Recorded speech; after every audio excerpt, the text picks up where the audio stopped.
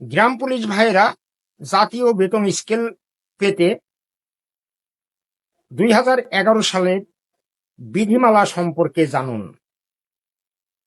ভাইয়েরা, 2011 সালের বিধিমালা বলছে ইউনিয়ন পরিষদ কর্মচারীদের বেতন ভাতা জাতীয় বেতন স্কেল 2009 নির্ধারণ করে প্রদান করতে হবে।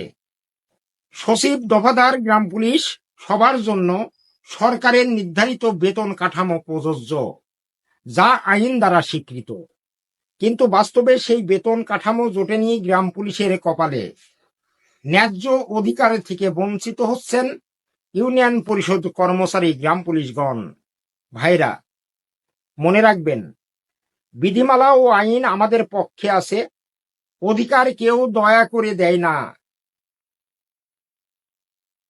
আইনি পথে ঐক্যবদ্ধ থেকে আদায় করে নিতে হয়।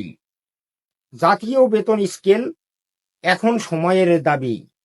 আমরা মাঠ পর্যায়ে কাজ করি, নিরাপত্তা দেই। এখন সময় আমাদের ন্যায্য অধিকার ফিরিয়ে আনার। জানুন, দাবি জানান, অধিকার আদায় করুন। একটি কথা মনে রাখবেন, সকলের জন্য গ্রাম পুলিশ বাঁচলে গ্রাম বাঁচবে।